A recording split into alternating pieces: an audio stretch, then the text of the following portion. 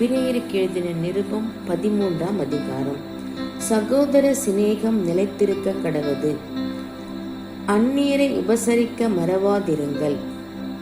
அதனாலே சிலர் அறியாமல் தேவ தூதரையும் உபசரித்ததுண்டு. கட்டப்பட்டிருக்கிறவர்களோடு நீங்களும் கட்டப்பட்டவர்கள் போல அவர்களை நினைத்துக் கொள்ளுங்கள். நீங்களும் சரீரத்தோடு இருக்கிறவர்கள் என்று அறிந்து தீங்கு அனுபவிக்கிறவர்களை நினைத்துக் கொள்ளுங்கள். விவாகம் யாவருக்குள்ளும் கனமுள்ளதாயும் விவாக மஞ்சம் அசூசி படாததாயும் இருப்பதாக. வேசி கள்ளரையும் விபச்சாரக்காரரையும் தேவன் நியாயம் தீர்ப்பார். நீங்கள் பண ஆசை இல்லாதவர்களாய் நடந்து உங்களுக்கு இருக்கிறவைகள் போதும் என்று எண்ணுங்கள். நான் உங்களை விட்டு விலகுவதுமில்லை, உங்களை கைவிடுவதுமில்லை என்று அவர் சொல்லி இருக்கிறாரே. அதனாலே நாம் தைரியம் கொண்டு, கர்த்தர் எனக்கு சகாயர், நான் பயப்படேன், மனுஷன் எனக்கு என்ன செய்வான் என்று சொல்லலாமே. தேவ வசனத்தை உங்களுக்கு போதித்து உங்களை நடத்தினவர்களை நீங்கள் நினைத்து அவர்களுடைய நடக்கையின் முடிவை நன்றாய் சிந்தித்து அவர்களுடைய விசுவாசத்தை பின்பற்றுங்கள். இயேசு கிறிஸ்து நேற்றும் இன்றும் என்றும் மாறாதவராய் இருக்கிறார். பலவிதமான அந்நிய போதனைகளால் அலைப்புண்டு திரியாதிருங்கள். போஜன பதார்த்தங்களினால் அல்ல, கிருபையினாலே இருதயம் ஸ்திரப்படுகிறது நல்லது.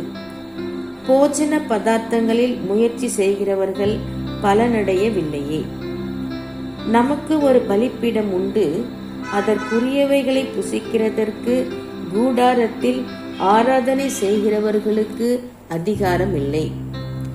ஏனென்றால் எந்த மிருகங்களுடைய இரத்தம் பாவங்கள் நிமித்தமாக பரிசுத்த ஸ்தலத்துக்குள் பிரதான ஆசாரியனாலே கொண்டு வரப்படுகிறதோ, அந்த மிருகங்களின் உடல்கள் பாளையத்துக்கு புறம்பே சுட்டெரிக்கப்படும்.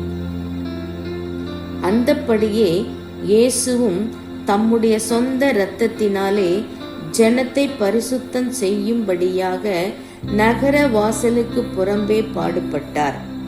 ஆகையால் நாம் அவருடைய நிந்தையை சுமந்து பாளையத்துக்கு புறம்பே அவரிடத்திற்கு புறப்பட்டு போக கடவோம். நிலையான நகரம் நமக்கு இங்கே இல்லை, வரப்போகிறதையே நாடி தேடுகிறோம். ஆகையால் அவருடைய நாமத்தை துதிக்கும் உதடுகளின் கனியாகிய ஸ்தோத்திர பலியை அவர் மூலமாய் எப்போதும் தேவனுக்கு செலுத்த கடவும். அன்றியும் நன்மை செய்யவும் தான தர்மம் பண்ணவும் மறவாதிருங்கள். இப்படிப்பட்ட பலிகளின் மேல் தேவன் பிரியமாய் இருக்கிறார். உங்களை நடத்துகிறவர்கள் உங்கள் ஆத்துமாக்களுக்காக உத்தரவாதம் பண்ணுகிறவர்களாய் விழித்திருக்கிறவர்களானபடியால் அவர்கள் துக்கத்தோடே அல்ல, சந்தோஷத்தோடே அதை செய்யும்படி அவர்களுக்கு கீழ்ப்படிந்து அடங்குங்கள். அவர்கள் துக்கத்தோடே அப்படி செய்தால் அது உங்களுக்கு பிரயோஜனமாய் இருக்க மாட்டாதே. எங்களுக்காக வேண்டிக் கொள்ளுங்கள். நாங்கள் நல் மனசாட்சி உள்ளவர்களாய் எல்லாவற்றிலும் யோக்கியமாய் நடக்க விரும்புகிறோம் என்று நிச்சயித்திருக்கிறோம்.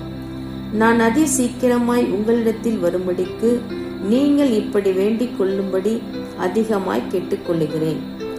நித்திய உடன்படிக்கையின் இரத்தத்தினாலே ஆடுகளுடைய பெரிய மேய்ப்பரான நம்முடைய கர்த்தராகிய இயேசுவை மரித்தோரிலிருந்து ஏறி வர பண்ணின சமாதானத்தின் தேவன், இயேசு கிறிஸ்துவை கொண்டு தமக்கு முன்பாக பிரியமானதை உங்களில் நடப்பித்து நீங்கள் தம்முடைய சித்தத்தின்படி செய்ய உங்களை சகலவித நற்கிரியையிலும் சீர் பொருந்தினவர்களாக்குவாராக. அவருக்கு என்றென்றைக்கும் மகிமை உண்டாவதாக. ஆமென். சகோதரரே, நான் சுருக்கமாய் உங்களுக்கு எழுதின இந்த புத்திமதியான வார்த்தைகளை நீங்கள் பொறுமையாய் ஏற்றுக்கொள்ளும்படி வேண்டிக் கொள்ளுகிறேன். சகோதரனாகிய தீமோத்தேயு விடுதலையாக்கப்பட்டான் என்று அறிவீர்களாக. அவன் சீக்கிரமாய் வந்தால் அவனுடனே கூட நான் வந்து உங்களை காண்பேன். உங்களை நடத்துகிறவர்களையும் பரிசுத்தவான்கள் யாவரையும் வாழ்த்துங்கள். இத்தாலிய தேசத்தார் யாவரும் உங்களுக்கு வாழ்த்துதல் சொல்லுகிறார்கள். கிருபையானது உங்கள் அனைவரோடும் கூட இருப்பதாக. ஆமேன்.